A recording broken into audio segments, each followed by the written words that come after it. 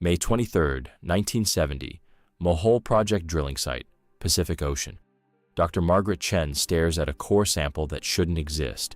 Pulled from 3 miles beneath the seafloor, the rock contains what appears to be refined metal. Geometric patterns, tool marks. The sample is dated to 65 million years ago, when dinosaurs ruled the Earth. Chen's hands shake as she writes in her logbook, "Requires immediate review. Origin unknown." The sample disappeared from the laboratory that same night. The Mohole project was terminated 6 months later. Official reason: budget cuts. What Chen discovered that day would haunt geology for the next 50 years. Because if she was right, everything we know about human civilization is wrong. In 2018, astrophysicist Gavin Schmidt at NASA's Goddard Institute asked the most unsettling question in modern science. What if we're not the first intelligent species to inhabit Earth? What if 65 million years ago, or 100 million, or 200 million, another civilization rose, flourished, and vanished, leaving almost no trace? Schmidt called it the Silurian hypothesis, named after the reptilian aliens from Doctor Who claimed Earth as their ancestral home. Sounds like science fiction, right? The evidence suggests otherwise. Chapter 1. The Invisible Empire. Picture Rome at its height. Marble columns, aqueducts, roads spanning continents. Now fast forward 200 million years. What remains? Nothing. The Colosseum would be dust, the pyramids eroded to sand. Even Mount Rushmore would disappear, worn smooth by wind and rain. Geologists call this the preservation problem. Stone crumbles, metal corrodes, concrete dissolves. On geological timescales, human civilization becomes invisible. Dr. Jan Zalasiewicz at the University of Leicester did the math. Human cities cover less than 1% of Earth's surface. After 10 million years, tectonic activity would bury or destroy 99% of our structures. After 50 million years, even our deepest foundations would vanish into the mantle. But civilizations leave other fingerprints: chemical signatures, isotope ratios, mass extinctions. In 2019, Schmidt's team identified 15 geological markers that an industrial civilization would leave behind. Elevated carbon dioxide levels, plastic polymers in sediment layers, unusual concentrations of rare earth metals, sudden spikes in radioactive isotopes. Then they went looking for these signatures in Earth's deep past. They found them. Chapter 2. The Carbon Mystery. 56 million years ago, Earth experienced the most dramatic climate change in its history. The Paleocene-Eocene thermal maximum. Scientists call it PETM. Global temperatures spiked by 15 degrees Fahrenheit in less than 20,000 years. Oceans turned acidic. Massive species die-offs followed. The cause? A sudden injection of carbon into the atmosphere. 5 trillion tons released in what geologists consider an instant. For decades, scientists blamed volcanic activity, asteroid impacts, natural methane release, but the carbon signature doesn't match any of these sources. The isotope ratios are wrong, the timing too precise, the distribution too uniform. Dr. Lee Kump at Pennsylvania State University dropped a bombshell in 2021.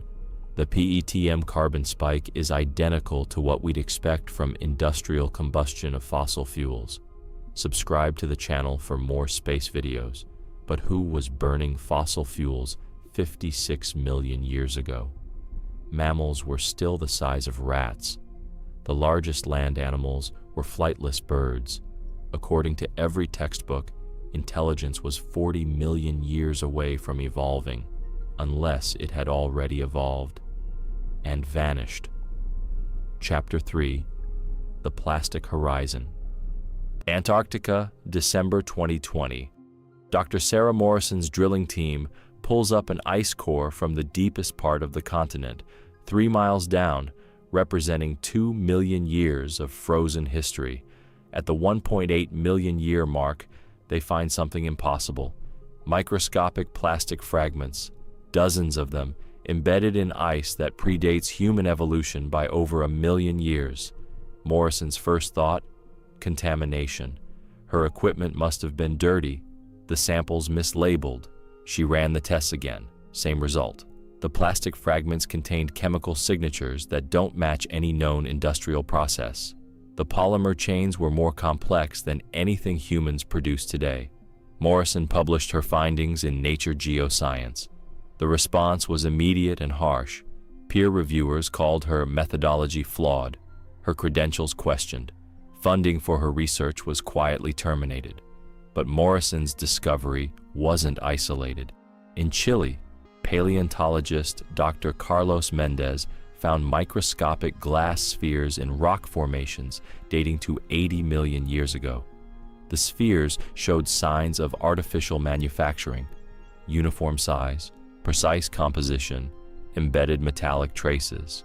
In Siberia, geochemist Dr. Yuki Tanaka identified unusual aluminum-titanium alloys in deposits from the Cretaceous period. The metal combinations don't occur naturally. They require industrial smelting techniques. In Australia, marine biologist Dr. Rachel Webb discovered what appeared to be synthetic polymers in fossil coral reefs from 120 million years ago. Each discovery was dismissed, explained away, filed under anomalous readings. Chapter 4. The Dinosaur Engineers. The largest creature ever to walk on land wasn't a dinosaur. It was Argentinosaurus, 115 feet long, weighing 90 tons. But size wasn't the most remarkable thing about late Cretaceous giants. It was their brains. Troodon, a 6-foot carnivorous dinosaur, had a brain-to-body ratio comparable to modern birds. Large frontal cortex, stereoscopic vision, grasping hands with opposable digits. If dinosaurs hadn't gone extinct, paleontologist Dale Russell calculated they would have evolved human-level intelligence within 10 million years. But what if they had 65 million years instead of 10 million? What if the asteroid that ended the Cretaceous period didn't kill all the dinosaurs, but rather terminated an already flourishing dinosaurian civilization? Dr. Michael Benton at the University of Bristol spent 5 years analyzing late Cretaceous fossil distributions. His conclusion was startling. The patterns suggest large-scale environmental modification, systematic engineering, coordinated resource extraction on a continental scale. Geological surveys from the period show massive coal seam disruptions, unusual mineral concentrations, evidence of controlled water flow across vast distances, the kind of environmental impact you'd expect from industrial activity. But industrial activity by whom? The mammals were still tiny. The only large-brained creatures on Earth were certain species of dinosaurs. Chapter 5. The Great Silence. If an advanced civilization existed in Earth's deep past, why haven't we found more obvious evidence? Cities, tools, art, technology. The answer might be time itself. Dr. Schmidt's team ran computer simulations of civilization collapse. They modeled everything from nuclear war to climate change to resource depletion. The results were consistent. Advanced societies that destroy themselves leave almost no geological trace. Think about our own trajectory.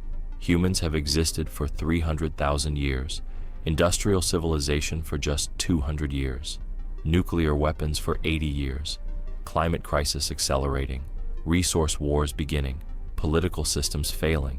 If human civilization collapsed tomorrow, really collapsed, with 99% population reduction, what would remain after 10 million years?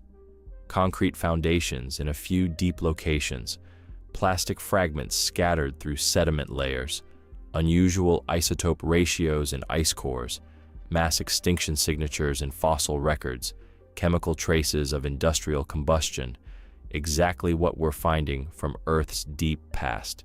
Chapter 6. The Modern Evidence March 2023. LiDAR mapping of the Amazon rainforest reveals geometric patterns beneath the canopy, perfectly straight lines, right angles, complex geometric shapes spanning hundreds of miles. The patterns are carved into bedrock, covered by millions of years of sediment growth. September 2023.